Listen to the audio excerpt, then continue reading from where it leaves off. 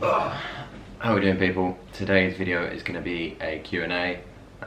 If you've noticed, the background's a bit different. I'm currently in Kotel, so fortunately you can't get used to it. But pretty much I asked for some questions on my Instagram about a week or two ago. My Instagram is cullen.life. I'll leave it down below. You can go follow me on there, and it's just pretty much fitness based questions, so I thought I'd answer some. If this video, I don't actually know how long it's going to be. If it goes on a bit, because I have a tendency to sort of ramble, I'll leave some timestamps in the comments or something, but we'll see how we get on. So the first question is the classic: what made you start going to the gym? What made me start going to the gym? I mean, there's like two parts of it, right? Obviously, I think most men probably go to the gym for just to get with more girls or be more attractive to the opposite sex or whatever you're into, really. But yeah, that's mainly the reason. One little thing I always had, I mean, my arms are still probably one of my weaker points, but one thing I always used to do is just buy so I'm quite tall, I'm like 6'1", so I'm normally a medium or large in clothes, but I literally used to buy smalls and extra smalls, just so my arms, to make them look a little bit bigger, because obviously it'd be really tight. But then I literally used to have shirts that would come to here, so I think that was the main reason, just to kind of feel more, I don't know, good in clothes. And then as well, I always sort of grew up playing sports, and when I was playing football, I kind of preferred the actual gym side of it, just all the gym sessions, the weight sessions, as opposed to the actual on-field stuff. So that's what made me get into the gym. Next question is, do you ever plan on taking steroids? No.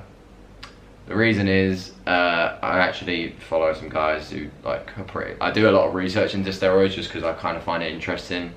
But I would never personally take them, just because I'm not gonna ever, well, I'd say I'll never compete. I don't want to say never, because I might do one show just in the future just to see.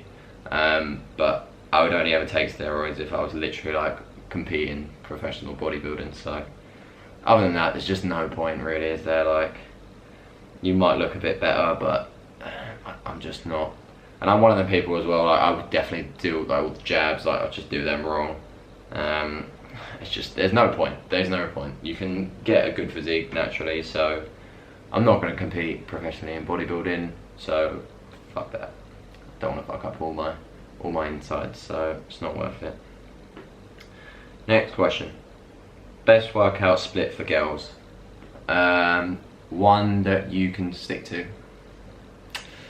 It sounds like a bit of a blunt answer, but it's just, I don't know, it's quite a broad question. You know, it's, when you're coming with thinking of a workout split, you got to think, right, what is my goal?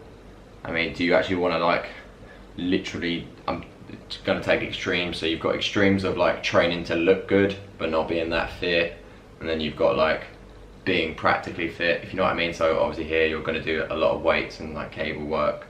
On this end you're going to be doing a lot of cardio, so kind of just work out roughly where you are on the scale, and then go from there.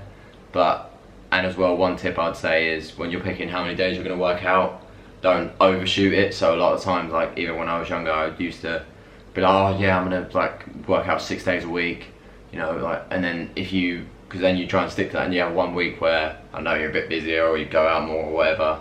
If you don't then stick to the 6 days, you kind of just have a tendency to sack it off. So yeah, I'd say when you're coming up with a plan, maybe think how many days you can train, and then take off 1 day. So I always thought I could train 6, but I kept skipping the last workout, so I now train 5, and it's just a lot more manageable during the week. So yeah, just think, how often am I going to train? What do I enjoy doing? And just go from there. And there's plenty of free sort of workout splits online.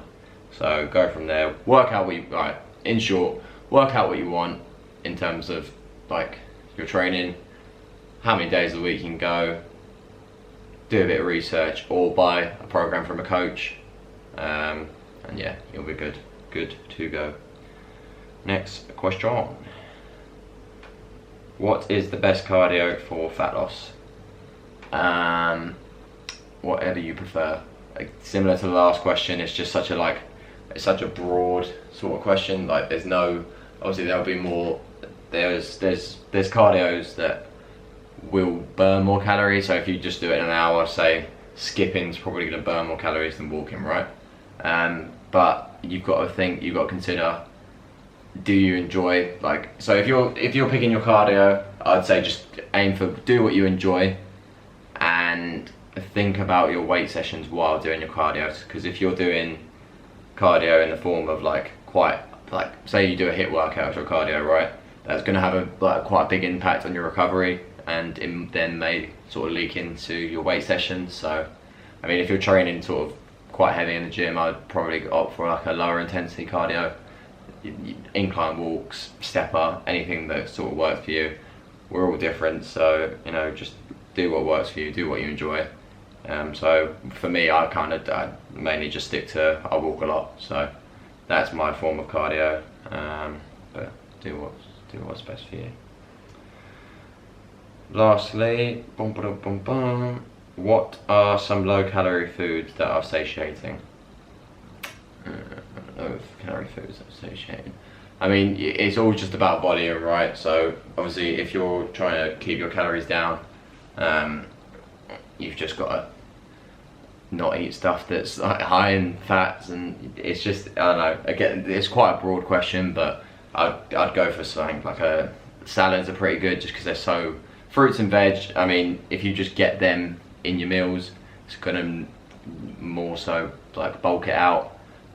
So just do a bit of research, look at the calories. I mean, for example, if you like, I'll do the sort of the scale. So you've got like, fats are going to be 9 calories per gram. So if you're eating a load of nuts, then they're not going to really fill you up, as opposed to if you had like a chicken salad, like a big chicken salad, you know, that's going to keep you filled up for a while. So yeah, just mainly salads, I'd say. But then you can get like, it's purely volume, to be honest with you. Like, you can get like low calorie rices and stuff, and just, you know, bulk out your meals. That's what I'd say.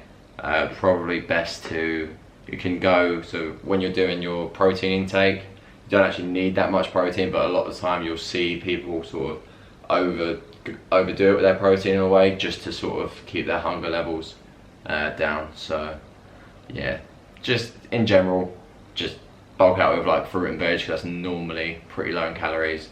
Apart from some fruits can be quite high in carbs, but I wouldn't worry too much about it.